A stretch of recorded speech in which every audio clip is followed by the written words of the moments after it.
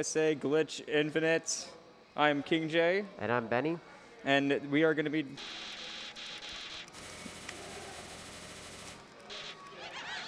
And you could actually avoid these pellets and he would give the different dialogue, but it's faster to get hit.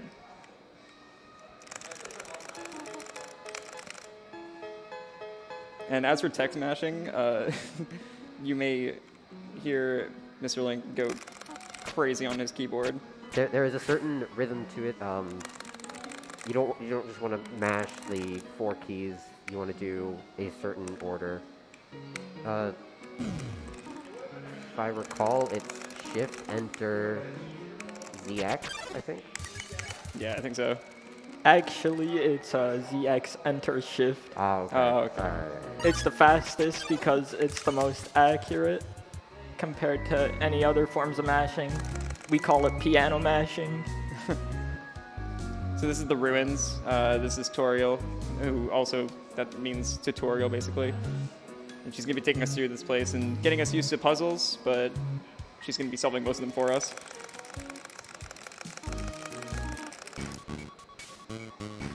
So we're going to be getting into some big RNG parts of the run here in a second. The ruins is generally known as a pretty big RNG portion of the run. A lot of unskippable encounters. So we're going to hope to not get any encounters here for the fastest way through ruins here.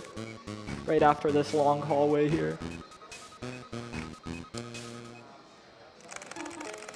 This is our first major test, was walking through that hallway by ourselves, and we passed it. So here's the... Oh. Never mind. Good RNG there.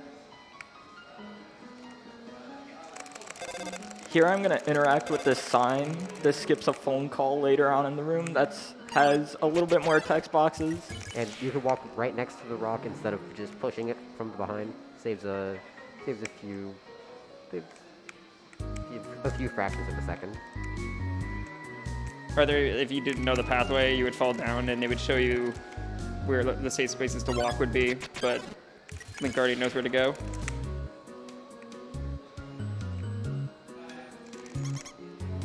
We're going to be coming up on the Napstablook fight now. We're going to just be cheering him 4 times. Got to be careful not to miss menu though, especially on the last one, because if you do, it'll lose multiple minutes. Yeah, a lot of this run is very quick menuing, especially for the fights. And if you didn't know, true pacifist means that we are not going to be killing any enemies, except technically one. And so each enemy has a way to spare them without having to injure them. Specifically the boss fights. Ooh, that's actually really lucky. So as you can see, I got an encounter there on the same frame that I left the room. So by doing that, I basically just skipped the encounter. Yeah, that was very lucky.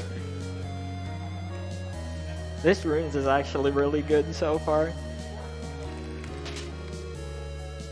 Once again, these switches, you're supposed to like read the notes on the wall, but again, we know which ones to hit, in which order. Okay, so I got a perfect beginning to this ruins. There's 0 extra encounters. But the RNG is not quite over because we're going to be entering the Toriel fight where she could give quite a variety of attacks. The one we're looking for are her hand attacks, which are a 39% chance of showing up for each turn. And touching the hands skips that entire attack sequence. Yeah, each hand saving about 5 seconds. Which just adds on to the already painful amount of RNG that is in this beginning section of the run. Yeah, the beginning is definitely not the greatest part of the run, but it definitely speeds up later on. Yeah, once we get to about the 20-minute mark of this run, this speedrun will change dramatically. For now, there's just a lot of text mashing. Alright, so here we have the Toriel fight. That's the hand attack we were talking about. Yep, so that's one. the most you could get in an RTA run is 9 hands. Generally, anything over 6 is considered good. And every single time he's menuing, he's going to be sparing. That's good RNG. We got 2 in a row there.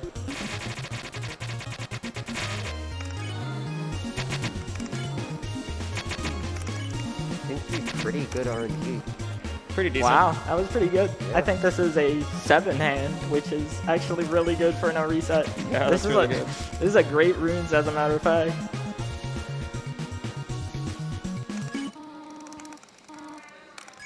So that's the Toriel fight. Now we're just going to be sparing Toriel each turn here.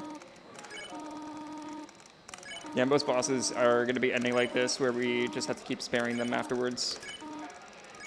And then it'll let us mercy them. For most regular encounters, you'll be seeing Link just fleeing the fight immediately. And that's obviously faster than having to spare them.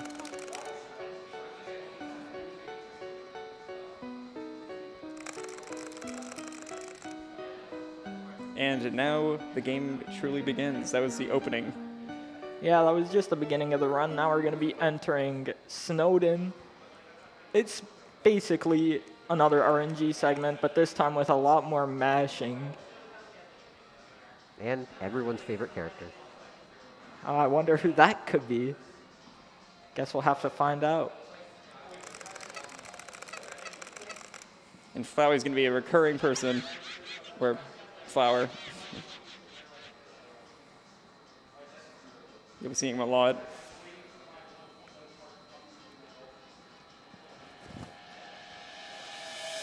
And in case you didn't know what game we're playing, Undertale. shouts to Toby Fox.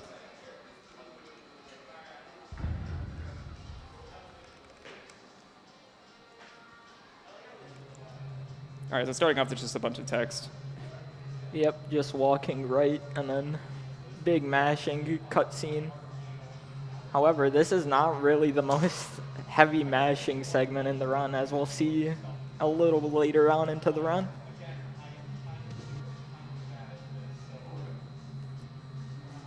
This game does have really, if you've ever played this game casually, you will know that this game has really funny dialogue, though. But sadly, we're just going to be skipping over all Yeah, of we're it. just going to be mashing through all of it. Unfortunate. I wonder who this shadow is.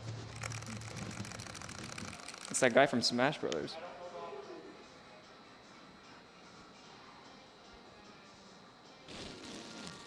No way! It's Sans! Oh, great, we get to hear his voices he makes. And we're going to go behind this conveniently shaped lamp. Yeah, in that hallway there, we actually moved up a pixel at the start so we could just get to the lamp a little bit sooner from that cutscene, saving a couple frames. This game has some pretty crazy optimizations that Yeah. you wouldn't even notice. So we're gonna get the tough glove from the box here. You may be wondering why, because this is Pacifist. We're not allowed to really kill anything. Well, the default item that we get to start off is the stick. And in Snowden, against all the dog enemies, which you can't flee from, we could use the stick on them, and that'll make them sparable right away. So this will save a lot of time throughout all of Snowden. Oh, Oh no. so that phone call is actually an 11% chance. So, unlucky. All that good RNG in Ruins had to run off somehow. Yeah, I know. And now I can't get Gaster. They had to run out somewhere.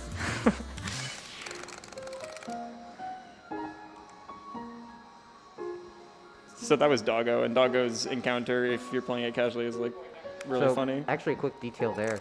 Sliding on the ice does not actually have any footsteps, so you save some encounter chances.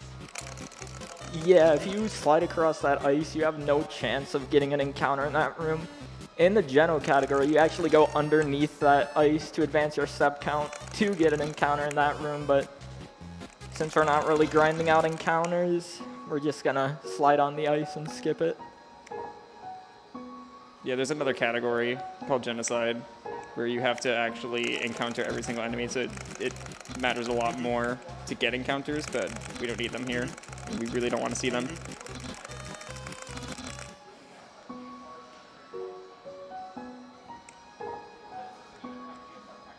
So this room is normally a puzzle, but since I know the solution, we're just gonna hit that switch underneath the snow. And now we can make our way down into the dog marriage fight, where we're once again just gonna use the stick, and then on the next turn, be able to spare right away. And again, these bosses are usually pretty long. You would usually have to go through 2 or 3 times of dodging their attacks at least. So being able to skip them with a stick saves a lot of time. Oh yeah, definitely. Also, we're getting introduced to blue attacks. We didn't mention this yet, but anything that's blue, it'll pass over you and not damage you if you're staying still.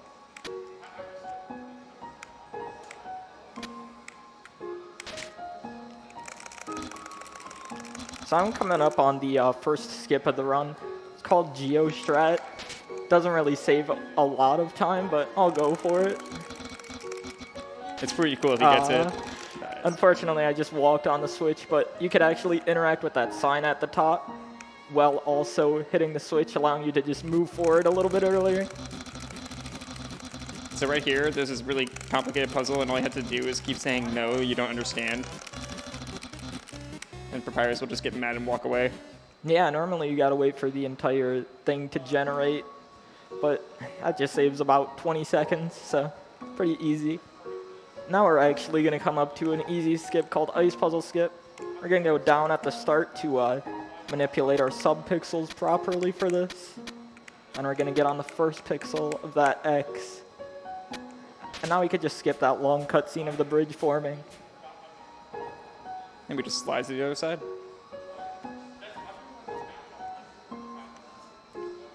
So now this is the greater dog fight.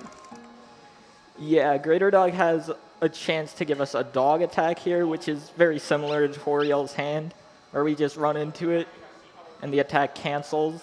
There was also a chance of a spear attack though, so we'll see which one I get. Unfortunately, the spear attack, but it's not a big deal.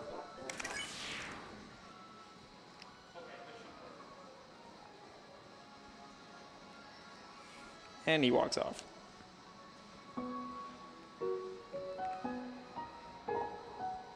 Now for the final part of Snowden, we're just gonna mash more text before the Papyrus fight, if you want to call it a fight.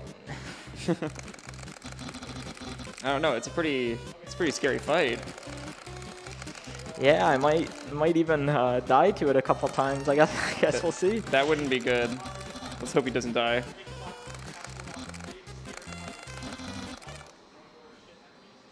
Also, my favorite part of that is just the dog twirling in the corner.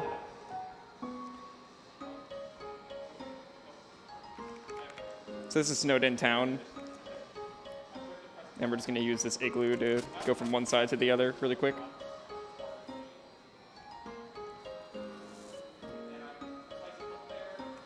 Alright, now we have the Papyrus fight. Let's hope he doesn't die. Definitely the hardest part of the run right here.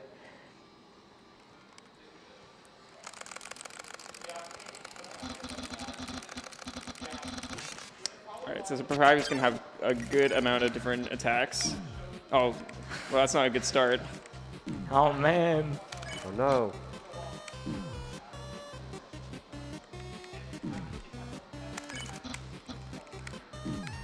Oh, well, That's a shame, isn't it? So, alright.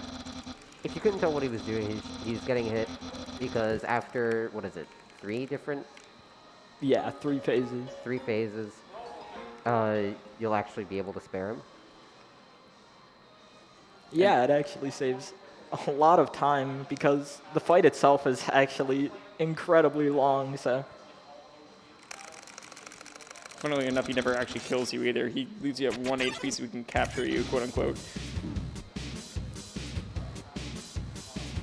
So we're just going to be doing that over and over.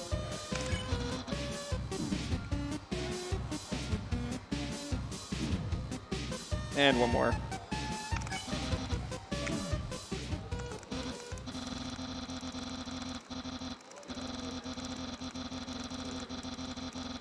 And this text is just, it just has to scroll at its regular speed, so you can't mash through it, sadly. Final phase coming up here. Just going to do the same exact thing. So this part's not really like too interesting or anything, but really the next segment is when we're going to get into all the fun stuff with punch cards and wrong warps, all that stuff. So it'll be fun. And that's when this turns from glitchless to glitched. Very, very glitched.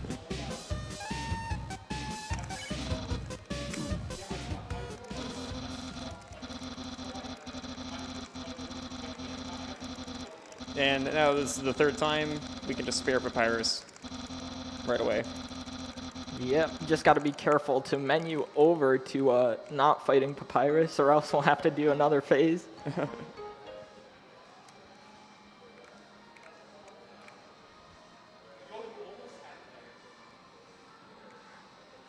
The last time we'll see this white screen. That's not true, actually, because we got to go back and date Papyrus after this.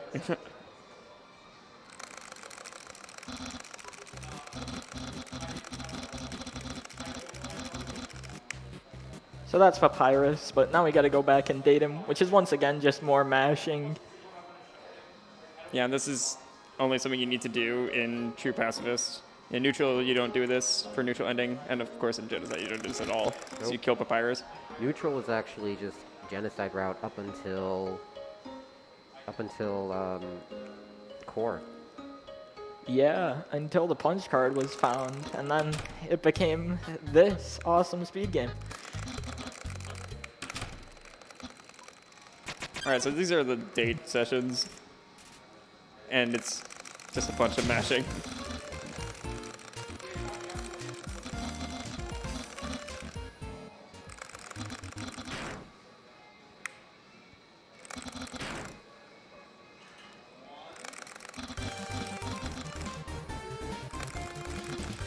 So now, coming up here, he's going to have to find the secret that Papyrus is hiding, and it's in his hat. And we could actually interact with this really early, right when we make it to his head. And we're going to do the most terrifying thing and reject his spaghetti, even though it looks so delicious. Yeah, if you actually eat the spaghetti, you'll get some unskippable text, so menuing over there to not eat it saves about 3 seconds.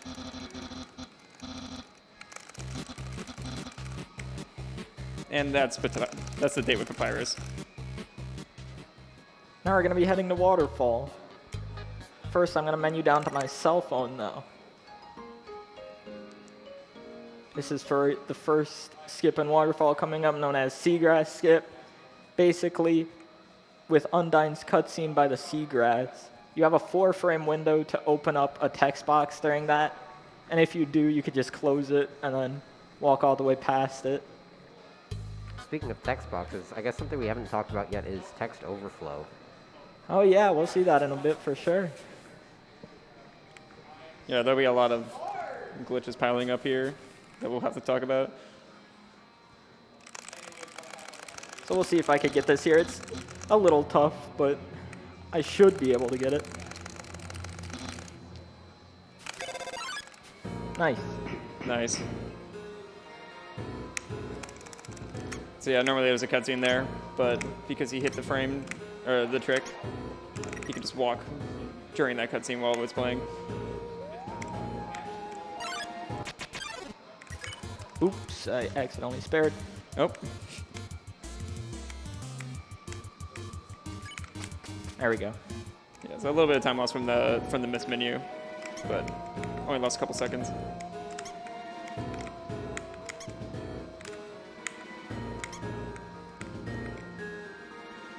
And those flowers, you need to put them in a line for them to grow, so you can walk on them.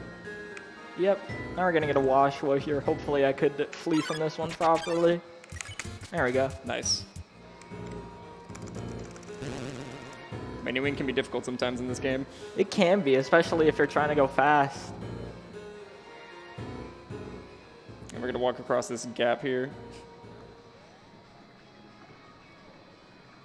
And we'll be in Spears 1, where we're just going to be dodging all of Undyne's spears that she throws at us. If we get hit by one, we'll get put in a little fight where we have to dodge some spears, losing a little bit of time. So I'll try my best to avoid them all. Oh, almost got caught there. Yeah, got stopped on that wall. Oh no. That's fine. Yeah, it's an interesting section where, like, when you get hit by it, it doesn't just damage you right away. You actually have to go into a small encounter. Yeah. So after this cutscene, we'll be getting up to all the punch card stuff. Which is where the run truly takes off. Yeah, before this it was just a lot of RNG, but now it's gonna turn into a really glitchy run. Basically non-stop from this point on. Yeah, there's gonna be a lot to explain and a lot to go over, especially with the punch card. Oh, definitely. And there are definitely a lot more people better than me to explain this, but I'll try my best. Yeah, the punch card is easily like the most broken thing in Undertale. First, I'm going to take a safety save because punch card is a little scary. You could soft lock if things go wrong. So we have to buy an ice cream first. Now I could grab a punch card. And we're going to use this box right here to put it in our first slot. This is where the run starts. This is where the run starts, that's correct. And we're going to get right off the bat with a wrong warp right there.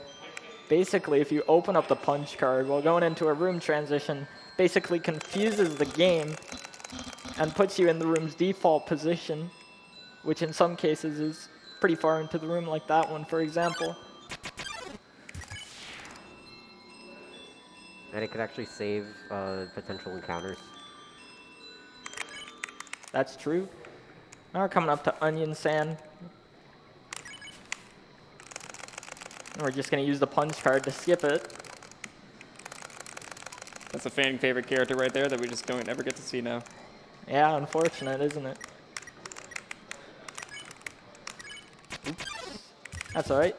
I tried to use the punch card on that encounter there so I could move while I was getting the encounter, but not like a huge time save or anything. And sometimes the punch card only moves him like to the middle of a room, but that adds up over the course of a bunch of Oh yeah, definitely.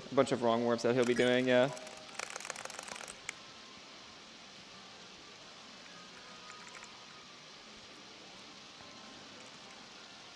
So coming up, it's gonna look a little weird because we're gonna be using the punch card here, and we're gonna be walking down while the text is still scrolling, like that. By holding up and down in this room, we actually move at double the speed. So just another silly optimization. It's just something weird in that room. I don't understand why it works. I don't either, to be honest. Now we're going to do the first overflow of the run. Basically, the punch card has a one-frame window between hitting use and it actually appearing. So if you hit the interact button during that one frame, we could actually interact with a text box, thus giving us text storage when we close the punch card. Also, this is the second version of Spikes. So I tried to info the punch card there by the end of that cutscene. That would give me text storage to allow me to wrong warp at the end of this room. Since this Spheres cutscene, or whatever you want to call it, it disables your menu. So the only way to do it is with a text box. Unfortunately, I wasn't able to get it, but that's alright. Now I'm actually manipulating these spheres. As you can see, I'm holding down and the spheres show up down. If I hold up, they show up to the up. So allows me to just get through the room a bit easier, and that's spheres too. And now Undyne is going to knock us down to the next part of the game, the next section. Yeah, and we're coming up to one of the scariest parts of the run, Mad Dummy Skip, where, like a lot of other tricks in this game, is frame perfect, but for this one you can't really buffer it, so It's a little scary. I'm gonna have to use an audio cue for it. And this little cutscene here is actually an homage to who you actually are in the game. Holding right there moves moves you 1 pixel to the right, saving a frame. Again, more just optimizations that add up over the course of the entire run. So we unfortunately can't just walk right past Mad Dummy because there's an invisible wall. So we're gonna have to do something called persistence glitch to make it past the dummy fight. So I'm gonna use an audio cue here and see if I could get it.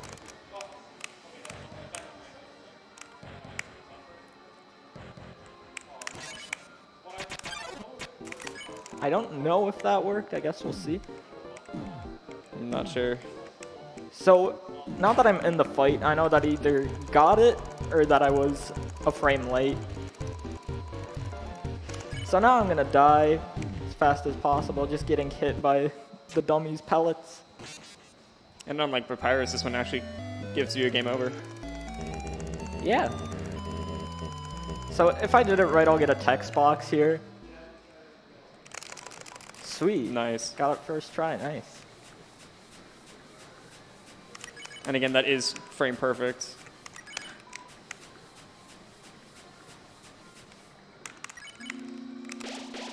Gonna take a safety save here. If Naps the Blue will let me. There we go.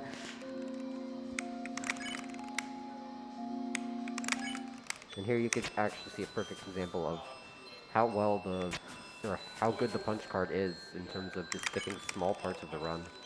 Yeah, we're just gonna be wrong warping through a lot of these rooms, putting us just a little bit farther in most cases. However, it does add up throughout the run, you know? Every second counts.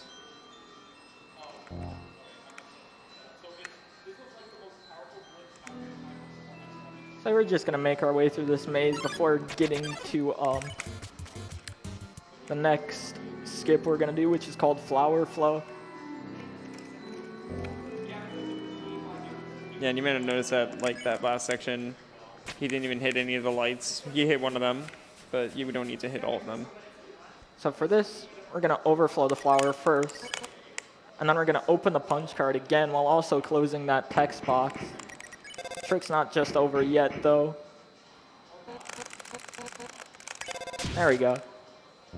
So by keeping this text box open for just a little bit till the screen fades to black, it allows me to keep my movement here.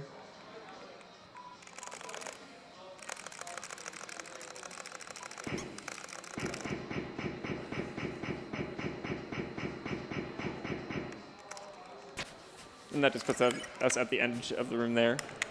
Perfect example of the small optimizations in this run. Yeah, there's a ton of small time saves. More punch card using there, or usage. Here we have more Nice. punch overflow. So that was one dime. Not only will it allow me to make it all the way through this fight in just one cycle, I also skipped a cutscene there, so that was really good. Yeah, so Undyne, when you're green, you are not able to flee, and you're also not able to move in the box, and that's what's different about the fighting here. So we only have to do this once, thankfully, instead of twice or sometimes even 3 times.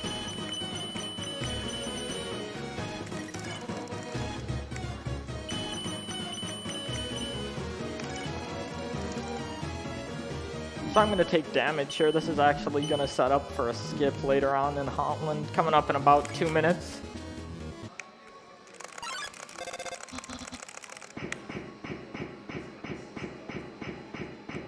And just making it right before Undyne catches us.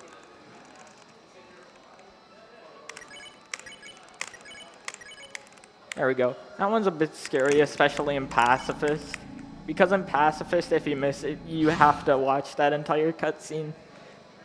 In Neutral, it doesn't really lose a lot if you miss it, but since this is Pacifist, we gotta watch that cutscene, so it's a good thing that I was able to skip that one. Entering Hotland now. This is probably the glitchiest part of the entire run. Using the punch card again there. It's another unstoppable encounter. That's the only encounter we actually kill in the neutral ending. But since we're running Pacifist, we're not allowed to kill it, so we're just going to spare.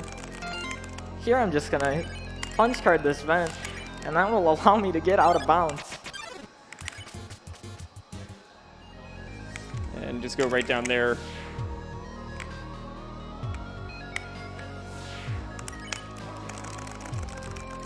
So I overflowed that burnt pan there.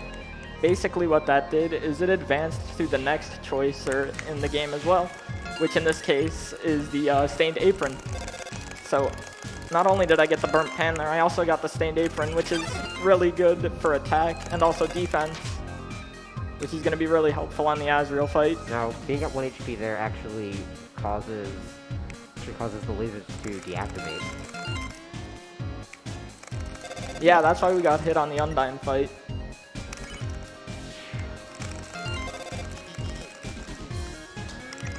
Yeah, punch carding these vents is always really funny to see.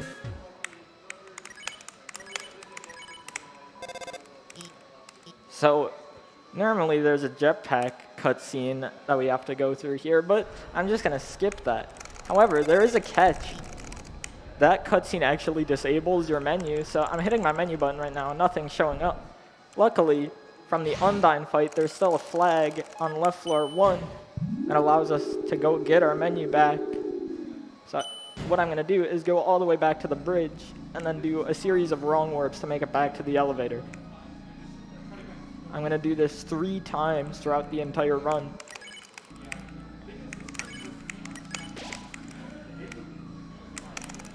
There's the first one. And you'll be seeing the exact same thing, like you said, 2 other more times, just to get the menu back.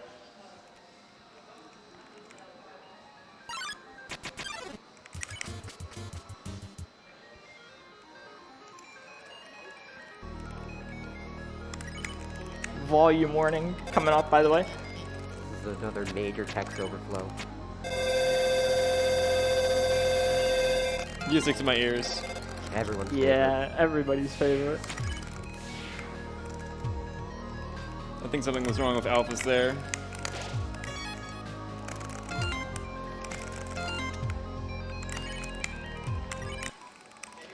So this next skip, news skip, is going to be a bit scary because there's actually not really a visual cue for it.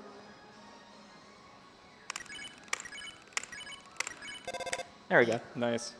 Kind of just feeling forward and then mashing the inputs until you get it. Yep.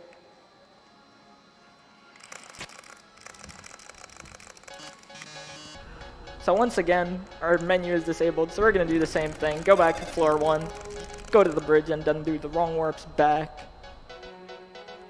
This time to go to left floor 3. So yeah, it's going to be the exact same thing that you saw before.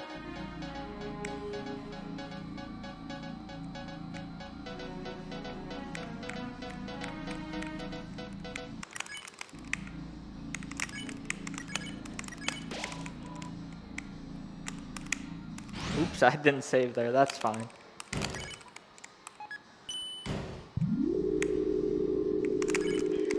We're coming up on north-south skip, one of the hardest tricks of the run in my opinion. We have to frame perfectly close the punch card here twice so we could get out of bounds and skip all these puzzles. So there was the first one, and there's the second one. That was not bad.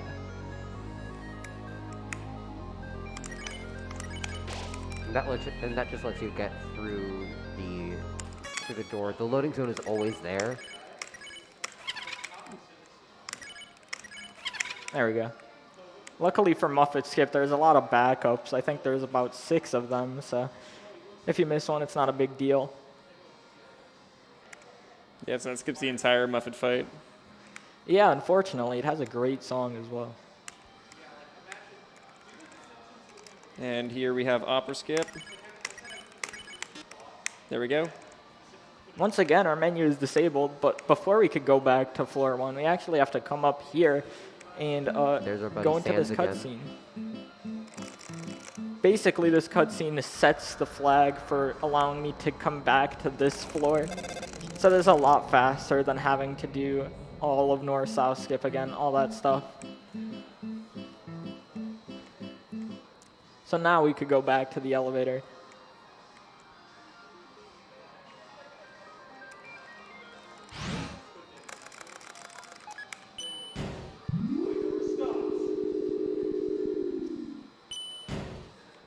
And this will be the last time for this.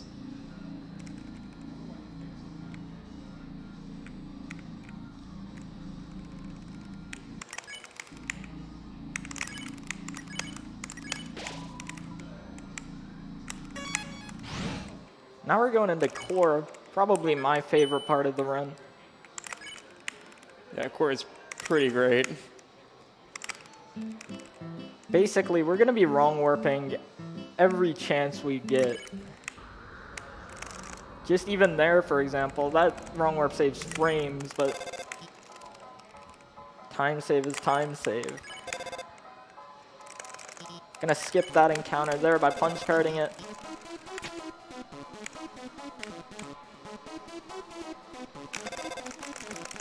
Tried to skip that text box, didn't work out. Not a long text box though. And once again, more wrong warping here.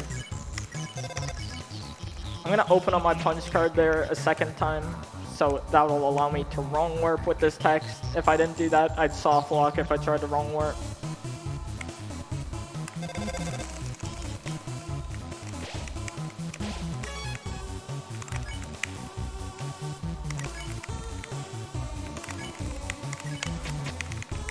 And you can tell, even if you play this game just casually, you can tell that this is not where you're supposed to be at this point. Yeah, and now that we solved the puzzle, you'd think we'd just go the normal way, but no. We're actually just gonna wrong warp all the way backwards to the beginning of core. In a really cool fashion here, as you can see. And I'm gonna take a quick safety save once again. For Metaton skip. Just like that, we're at the end of core. Again, another boss skip. So core casually, it takes a lot longer than that. Yeah, definitely. Takes So about 2 minutes here. you could actually skip this elevator cutscene in neutral, but in Pacifist, this is actually the cutscene that checks if you spared Metaton or fought him. So we have to go through this cutscene or else the game will think that we fought Metaton, aborting our Pacifist.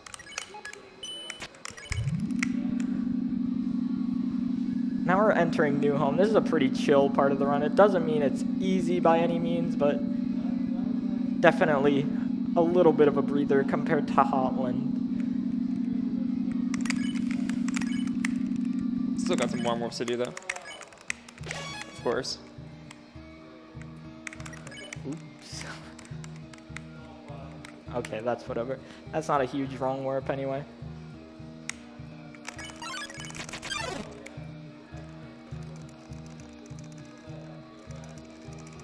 Now here we have a lot of unskippable tracks. Yep.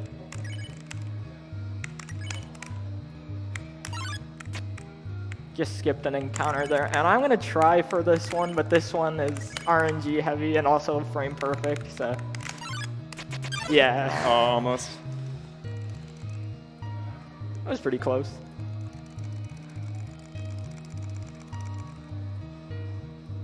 Yeah, that other one that he skipped, it's very reliable. Unlike that one. Yeah, the other one's possible every time.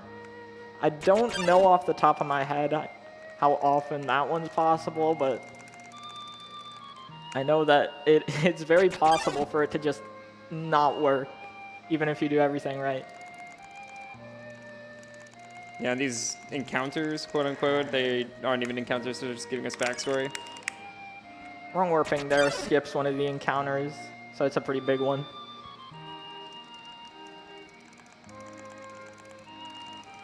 And that's the first time we see the name Azrael. So.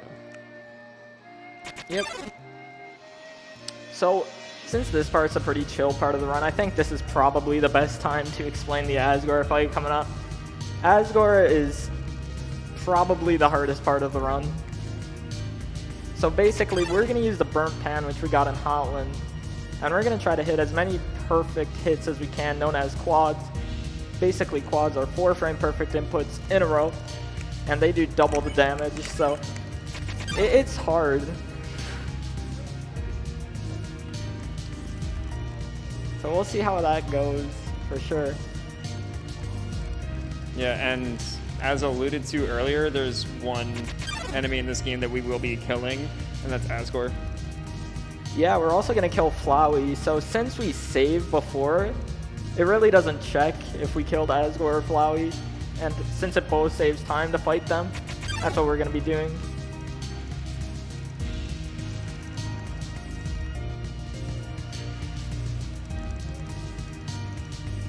Just more unskippable text here. Yeah, not much to really talk about, but we are going into Asgore, which is pretty exciting. So normally in a casual playthrough, Asgore is hard because of the attacks. You know, you gotta dodge them and stuff. In this case, it's pretty intuitive for speedrunners to dodge the attacks, but hitting quads is the hard part.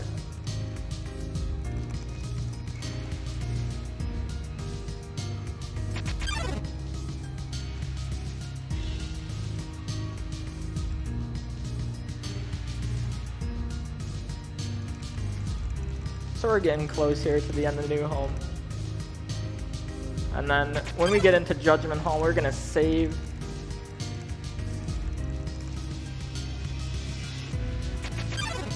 Yeah, this last hallway is very long with many encounters along the way, so. Yeah, I mean, it's nice in an actual like PB attempt because it's like a nice breather before Asgore. So I'm gonna save here. And I know how much you all love our funny skeleton man. Unfortunately, we're gonna be skipping him, but we'll see him. He's right there. Oh no. Saw him briefly. It's not the last we'll see of him. Not at all. Alright, here we go.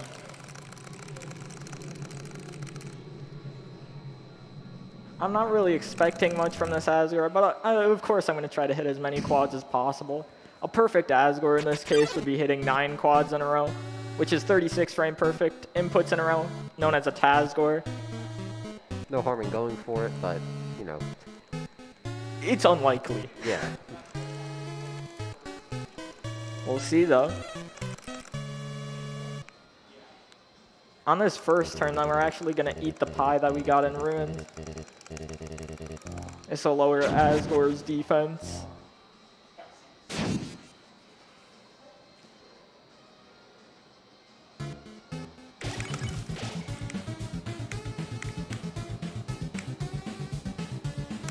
And here's the first of the quads. There we go, nice. Perfect. So again, he has to do that 9 times, so that's 1 of 9.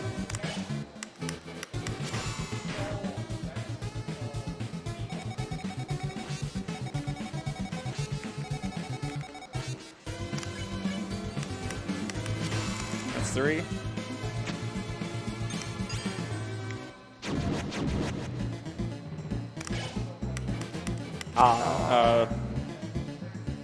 That's a shame.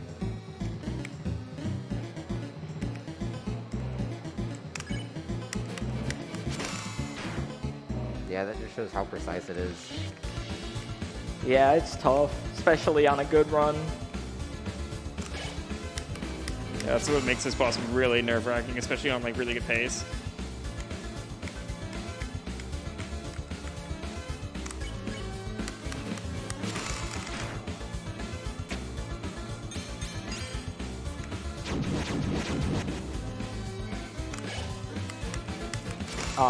That's a shame. Alright. This Asgore is going about as I expected.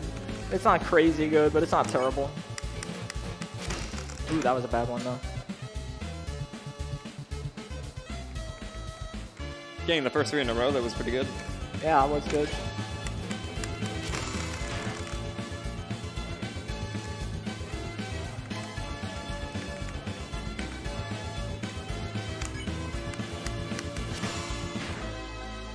I think if I hit a quad here, that'll end the fight.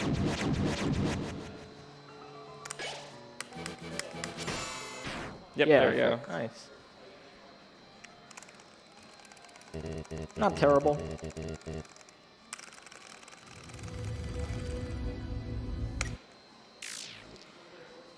And that's Asgore. Now we're going to be going into the Flowey fight. It's not really exciting. It's just an auto-scroller. Yeah, more or less. There is time to lose, but it is definitely the easiest part of the run by far.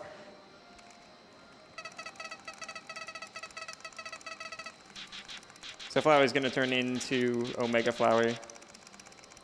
Yep, and as the screen fades to white, I'm going to reload the game right about now. And if done correctly, we're going to get this Mike Wazowski looking guy on the left. And don't worry, everything is fine. Nothing weird going on at all.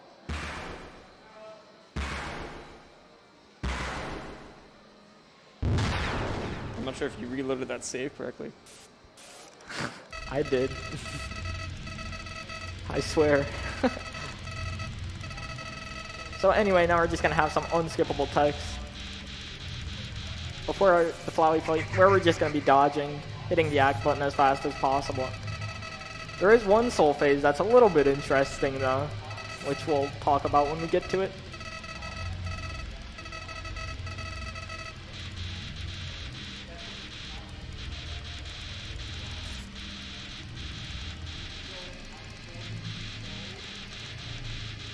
This fight is also a very long section too of the run. Yeah, it's about 11 minutes. And Flowey just consistently breaking the fourth wall here. Yeah, you gotta love Flowey.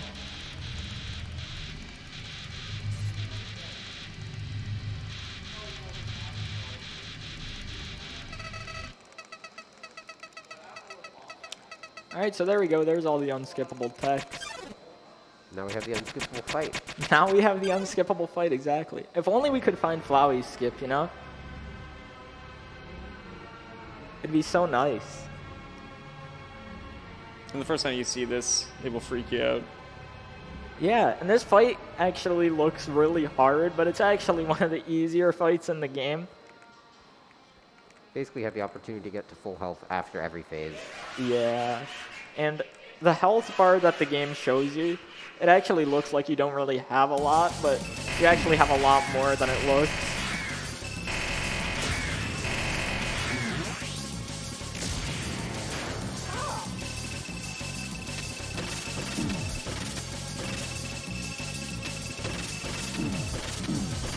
So yeah, even though he's taking damage here, it really doesn't matter as much as it may seem. Speaking of damage, even though this is one of the easier fights to do, it's far from the easiest to do damage list.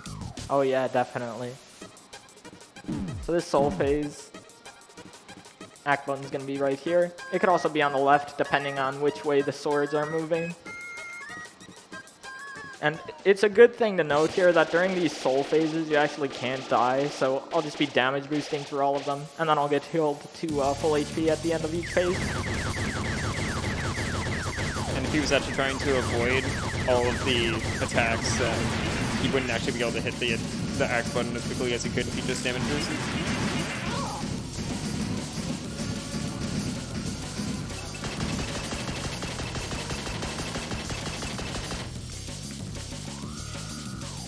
Perfect second phase. Beautiful.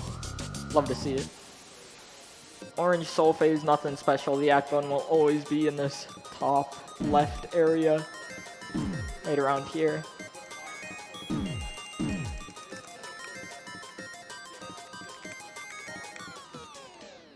Once again, just gonna heal to full HP before the next phase.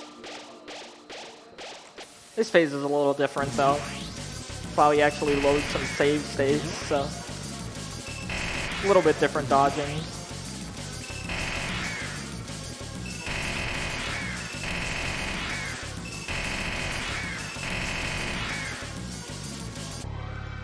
And here's the third one. This one is very boring, probably the most boring of them all. We're just gonna hold right and mash Z and enter here. The act button will always show up at the same place.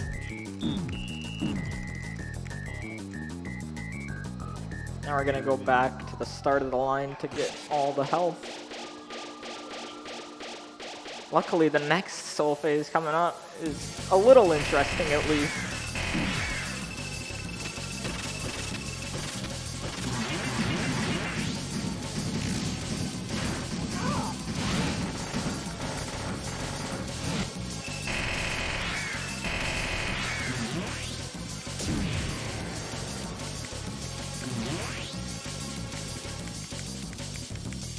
Alright, here we go, the purple soul phase. So the act button can either show up here on the left or right side. It's a 50-50 chance for both. Some people like to go in the middle, some people like to go to the left. But objectively, the best side to go is right. Right, gang. That's so unfortunate. The RNG hits us again.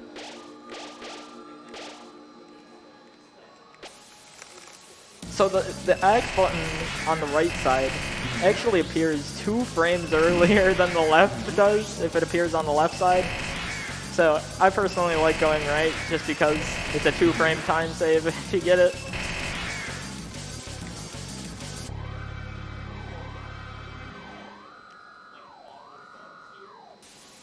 Green soul phase now. Just gonna wait the act button here at the top of this pan. Once again, you can't die here, so... Yeah. This part's really satisfying to get all the healing items, just comes right to you.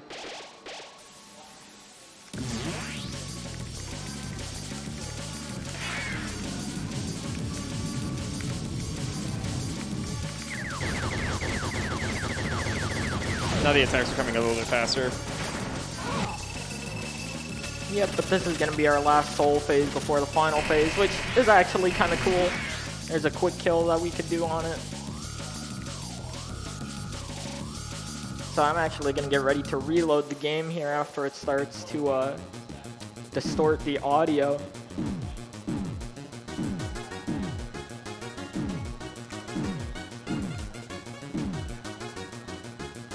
So right now is when I could reload the game, just like that. Now we could close that other one. This will immediately put us into the final soul phase instead of having to go through another long cutscene. Now for quick kill.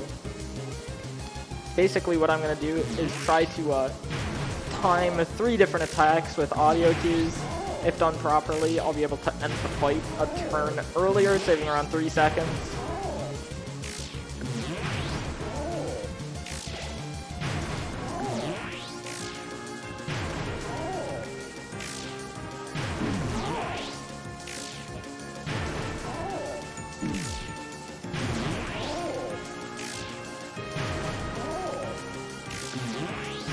Now we're going to get ready to time this one.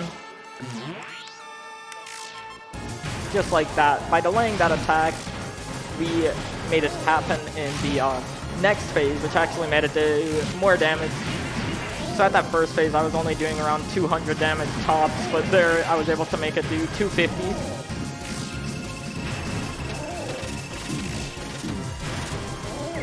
Now once again, we're going to time 2 more attacks coming up. One coming up very soon, actually.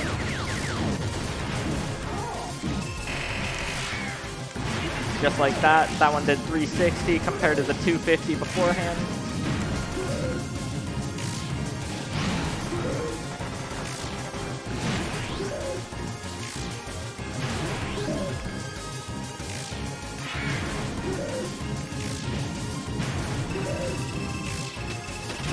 And finally, we're going to time this final attack coming up.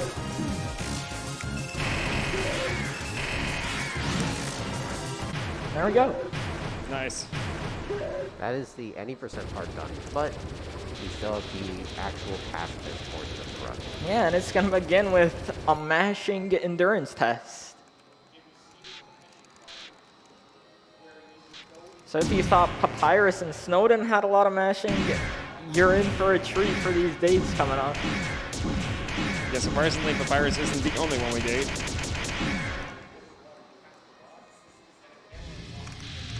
Yeah, we go through 3 dates throughout the Pacifist run, which I'm going to be honest, it's not the most fun part of the run, probably one of the worst parts in my opinion, but this run also includes True Lab and the Azrael fight, which are two really strong parts of the run, so that's really good.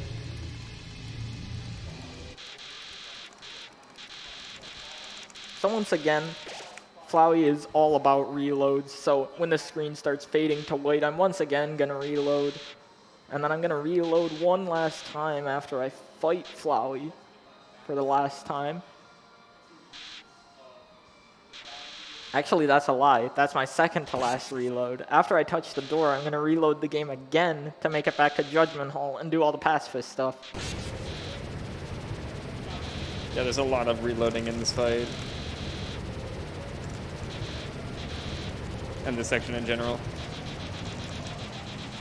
So as this screen fades to white here, I'm going to get ready to reload. Now it should be good. And yeah, this is where the neutral ending would be. Reload one last time. Oops, that one was a little bit early. That's all right though. And that's neutral ending. Now you gotta be careful to close those games. And reload this game one last time. So you might hear some sounds from the other game, so I'll close that in just a second. But first I gotta do these wrong works to get to Waterfall now, so we could date Undyne.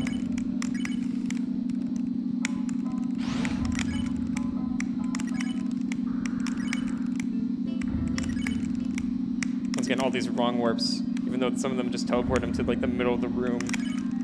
It's just time save. That adds up. Yep. Now we're gonna go to the river person, which hopefully I don't vote to Snowden. Perfect. Nice. Going to Snowden loses almost a minute? I don't know off the top of my head. Probably like 40 seconds, yeah. It's probably the biggest menu mistake you could do. Other than Naps the Bluke at the beginning, yeah. Oh yeah, true. Only the last attack on Naps the Bluke though. Oh, I missed that wrong one. Gonna go back for that because that's actually a huge one. Now I'm gonna do some text corruption here at the beginning of dates. So now I'm gonna drop the bandage. Basically what this does is it turns what's normally pretty long text boxes from Papyrus and Undyne here to just the blank was thrown away. Saving quite a lot of time there.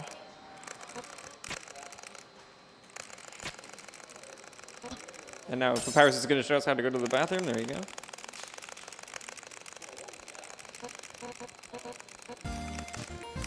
And now we just got a lot of mashing.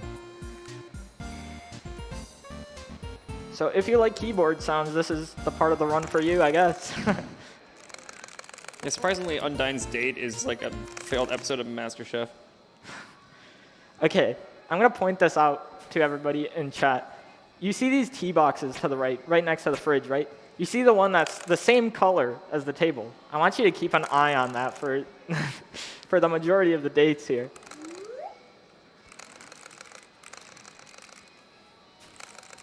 Actually, never noticed it was the same color as the table. Or is it? That's the real question.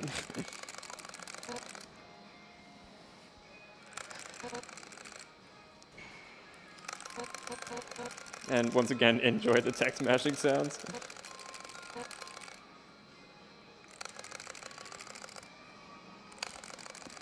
Yeah, not much to talk about here, just a lot of mashing. Okay, this is when I want you to look at the tea box. So it's the same color as the table. No, it's green. What's that all about? I've actually never noticed that before. Just one of Toby's amazing programming moments. There's a lot of those. Having to press Z here repeatedly.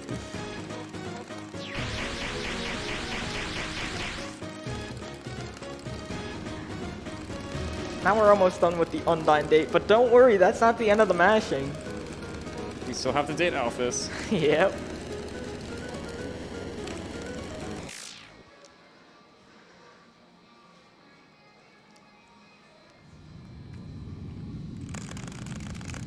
Thankfully, after the dates are done, we get to some pretty interesting stuff.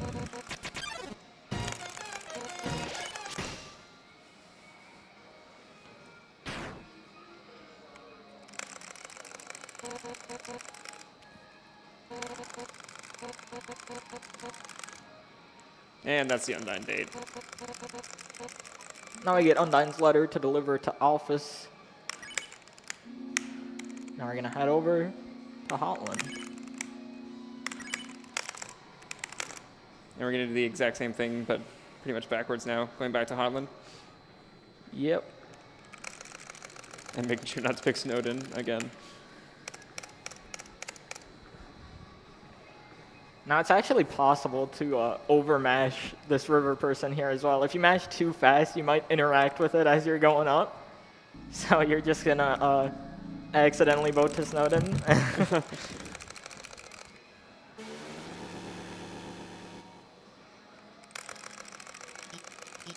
I had to learn that the hard way.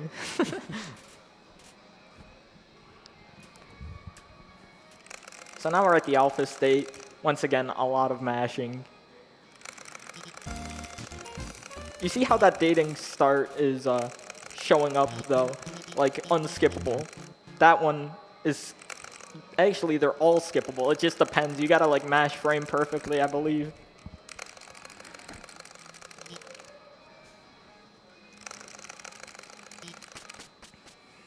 And Alpha takes forever to speak there.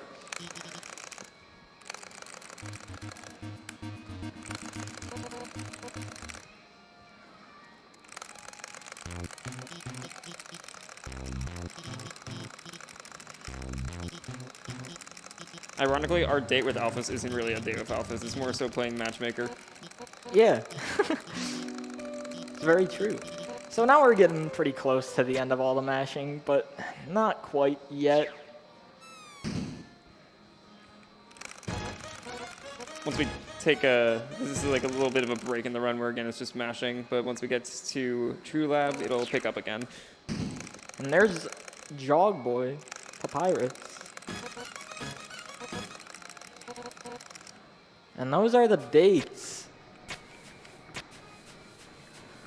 And we actually went back down here again. Yeah, so now we're gonna boat all the way back to Hotland once again. And then we'll enter True Lab. This is the last time we have to boat too, so. Yeah. Okay, now we're gonna get a text box here this time around from Papyrus. And I'm actually gonna save because, oops, I haven't saved since the beginning of this pacifist stuff, so. True Lab, my personal favorite part of the run. Oh yeah, True Lab is very cool. Yeah, there's gonna be a lot of boss fight skipping in this.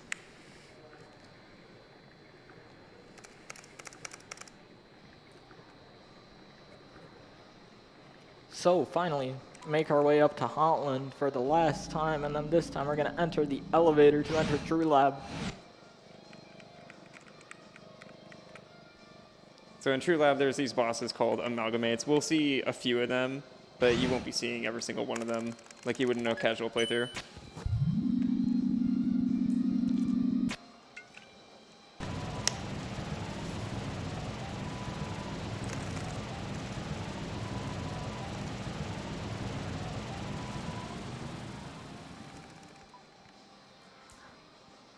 Alright, and this is True Lab. So the beginning is just going to be a long hallway, but then the fun's going to begin. It's another really fast-paced punch card segment. It's definitely a highlight of the pacifist run. It's funny because when you actually get to the pacifist stuff, you have to start with a bunch of text matching, so you feel like it's not going to be fun, but then you get to this, and it picks up again. Yeah, I like the Azrael fight as well. It's pretty fun. So this right here is basically what an amalgamate looks like when they spawn in. So we're going to use the cell on them for the first turn. On the second turn, we're going to refuse to join them. And then after that, they'll be sparable. Just like that.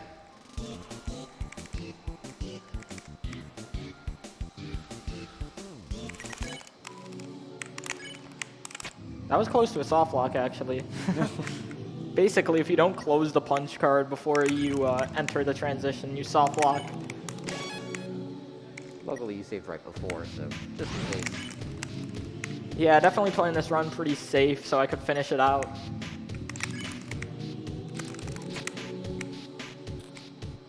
I'm gonna go for a fast endogamy skip here because I really don't know the slower version.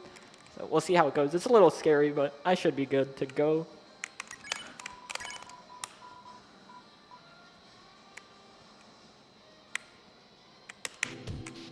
Did that work? It did. I didn't get the wrong warp there, but I could just go back for it, so it's not a big deal. Yeah, so that skipped one of, when you go down and turn on that switch, there's an amalgamate that's supposed to pop up and chase you down and corner you, but we were able to skip it like that.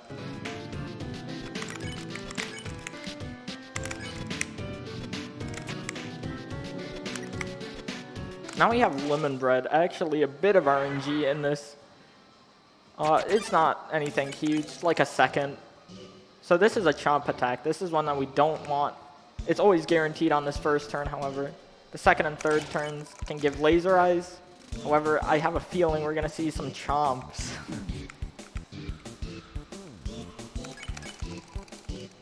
The classic. All chomp. All The chomps. classic triple chomp for the fans. Not only this is like a second, but it's so annoying when it happens. I know, it's so sad. I might have mismenued there, I'm not too sure. I guess we'll see. It's not a big deal if I did. Yeah, I think I did. It's fine. Yeah.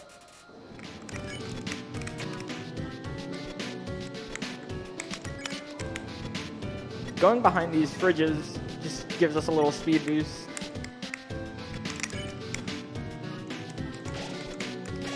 There we go. Now we're gonna do Reaper Bird skip. So we're gonna overflow, walk right past it with the text. Now we regain our movement. Not done quite yet. Oh, I soft locked. There's an example of a soft lock. Oh. Luckily I saved right before then. Yeah, it's a good thing you saved right there, too. Yeah, so this game has quite a few areas where you can soft lock, and Yeah, every wrong warp has a chance of soft locking. So now we need the wrong warp out of the room as well, and that successfully skips Reaper Bird. thankfully, out of any wrong warp to soft lock on, that was probably like the quickest one. Yeah, that was one of the better ones to soft lock on, that's for sure. Now, there's actually a slightly faster strat to do here, but I think I'm going to do the funnier version for the marathon. So here, Alphys is just going to... Wait, I messed it up. Oh. That's fine, I'll just do the text corruption. Basically, I tried to get Alphys to just say smell in red text. Unfortunately, I missed it, but it's whatever. That's true, lab. And now we head up to a familiar place. Yeah, and we're going to be doing our final 3 wrong warps of the run.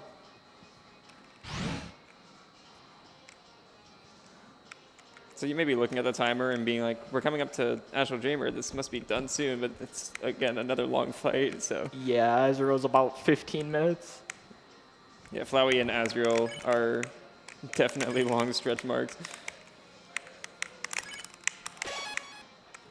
I didn't really need to save there, but that's fine. Another safety one, just in case.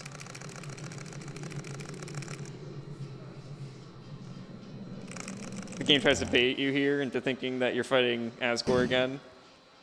Yeah, but as a matter of fact, Toriel is just going to show up and throw a fireball at him, so...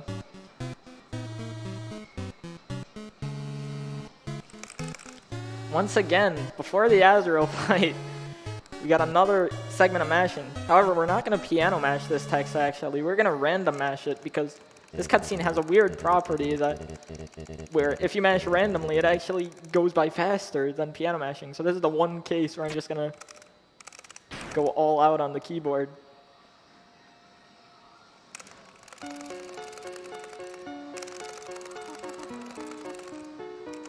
And not only do we get to mash every single character's dialogue.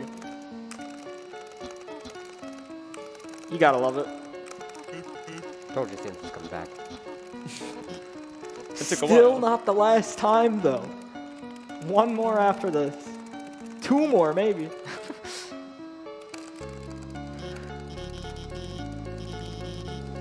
I was telling Link that he should have done a incentive to do the genocide boss, but we ended up not doing that.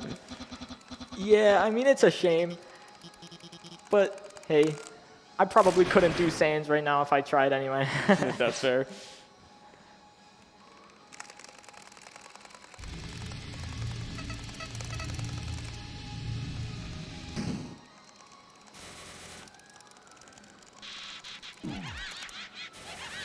So now we get a little bit of a break before just a little bit more mashing into the Asriel fight.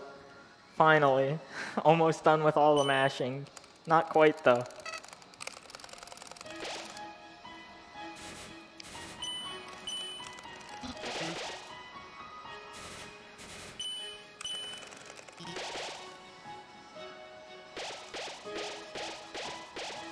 So this is the part of true pacifists.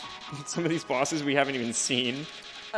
Yeah, we haven't seen a good amount of them, as a matter of fact. We haven't seen Muppet, we haven't seen Royal Guards. I don't think we've seen a frog at this round. I don't think we have, yeah.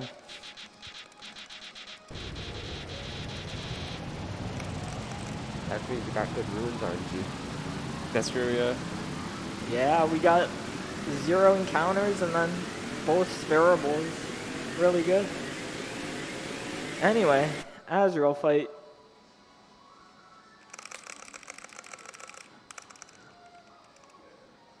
After this long cutscene here. And the Azure fight has, in my opinion, some of the best music in the game. Oh yeah, it's a good song. I'd agree.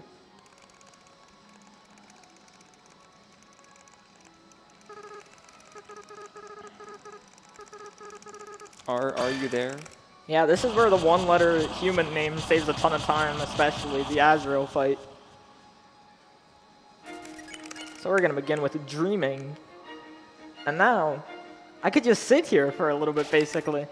The fight does not progress until the faster part of the song. So I'm just gonna wait here until that shows up, which is right about now. You know what happens when all the colors start going all over the place? This is a very hard attack to dodge. Probably the hardest in all of Asriel's fight, in my opinion.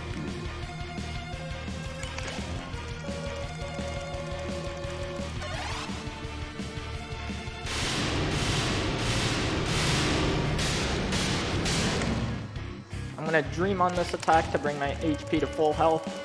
And then if all goes well, I'm gonna go to spare because it's actually a lot faster than just menuing to act every time.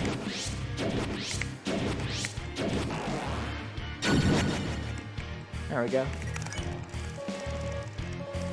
Now hopefully I stay on spare for the rest of the fight. I might need to go to heal every once in a while though, but that's alright. This fight is the main reason we picked up the apron and Hotland, because it heals us 1 HP every other turn, which is really helpful, especially for this fight.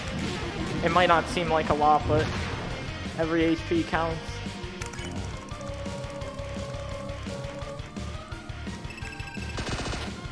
So this is a little unknown. Actually holding X during these soul parts actually slows down your soul. It was never mentioned in the actual game, so... But it makes dodging that attack pretty easy. That's something I actually didn't know, so it's teaching me something new.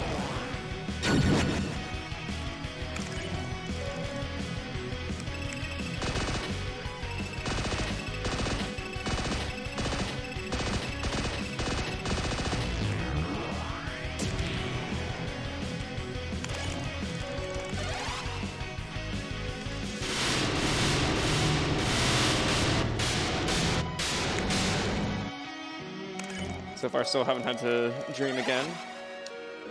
Yep, but this star attack could change that pretty easily. That's true.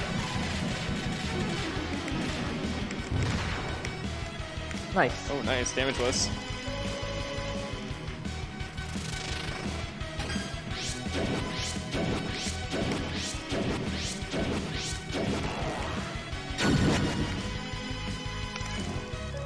Alright.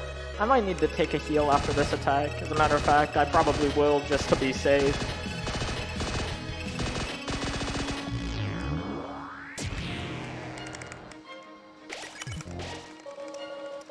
And this is the last turn, as a matter of fact, before the next phase of Azrael.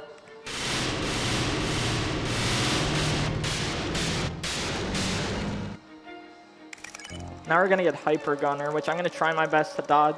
If not, it'll bring us down to 1 HP.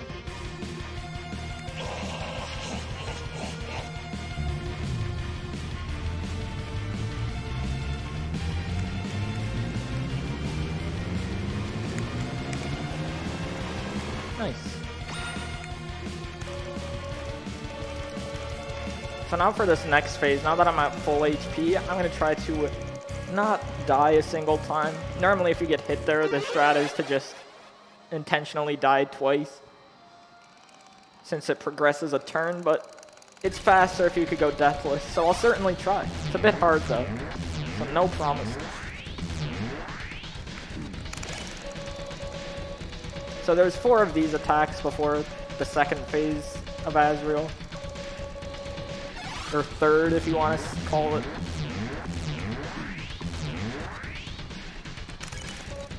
Alright, so I have 2 more attacks now.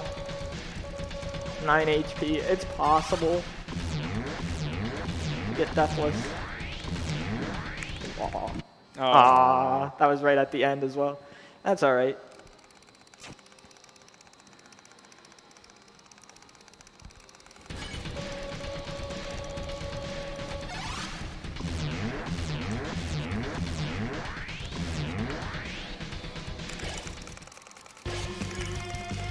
Alright, now for this part, we could just do their first act twice, and then we're going to menu to the fastest unskippable text for the last one. Because all the text here is unskippable. So in this case, for Undyne, it's recipe.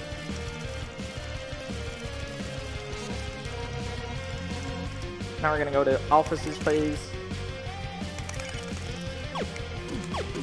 And this kind of usage of the heart here, we have to shoot the Metatons. We have never used this Yeah, yet. we've never seen this before until now. Because we skipped the Metaton fight.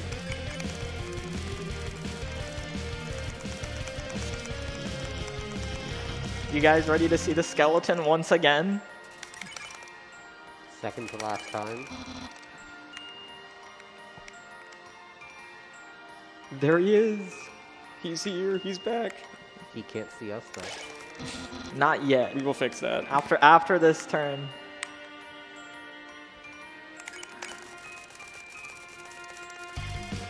There we go. Hi, Sam. Now for this one, we're actually going to use the pie for this first turn. And then on the next turn, we'll just be able to hug Asgore, and that'll end it in 2 turns. Just like that.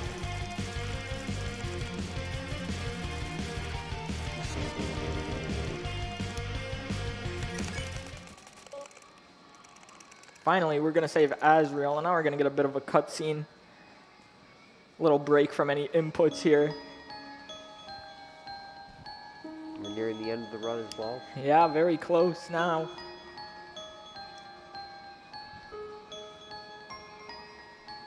And this is where it's kind of revealed that the person you named your file after isn't actually who you're playing as.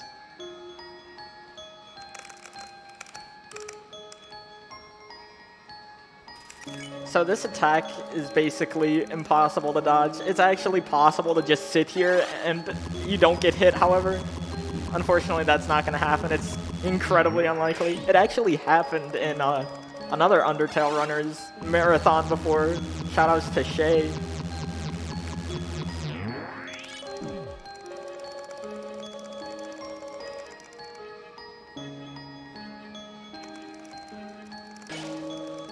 And we're just going to keep spamming save.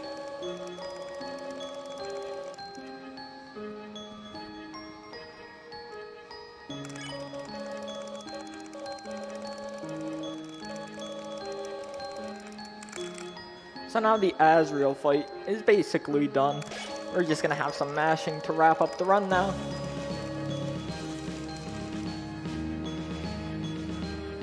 But we do have a very important choice coming up too. Yes, that is true. We will decide to hug Azrael or not. Hugging Azrael might be wholesome, but it loses about 22 seconds, so it's a hard choice to make. Do you want to save time or do you want to hug the goat? Exactly. It's like save the animals in Super Metroid. It's like the same thing.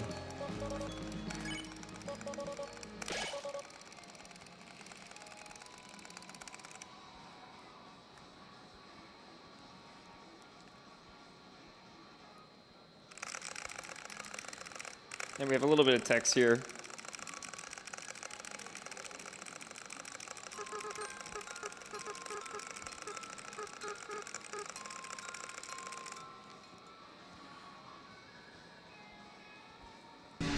Now Azrael will break the barrier. And then we'll have the very important option.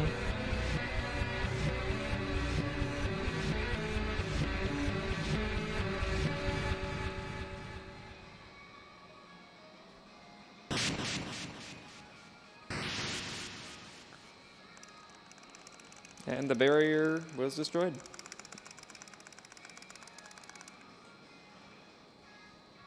All right, commentators, what do you want to see? No hug. Social distance. I mean, I'm down for hug, but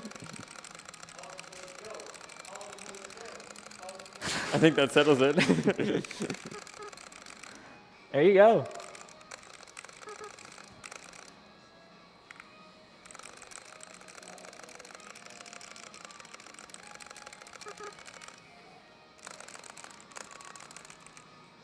So we're going to reload the game one last time here. This is actually going to allow us to warp in just a second after we mash through all this text.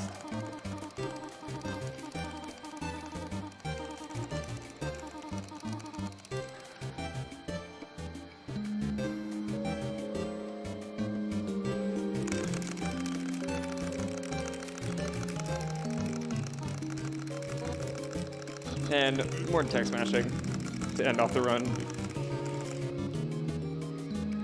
So, okay, the audio is a bit weird, but basically by reloading the game there and loading again, that just puts us further into the room, allowing us to exit a little bit further. Now we just have about 50 more seconds of mashing, and then that'll be the run.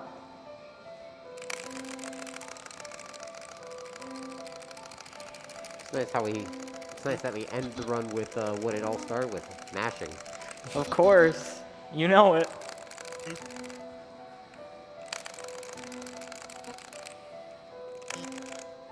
So the time it's going to be on the final text.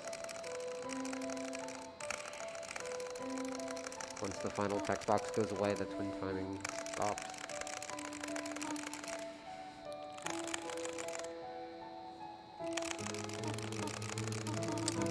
And time.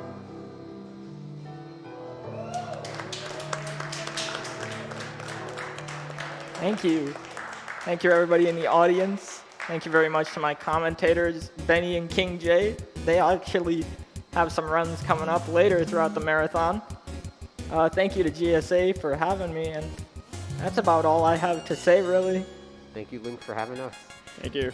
If you enjoyed this run in any way, make sure to join the Undertale Discord. A lot of helpful people there. It's a great speed game. A lot of welcoming people. Yeah, that'll be about it for me. Once again, thank you to everybody. And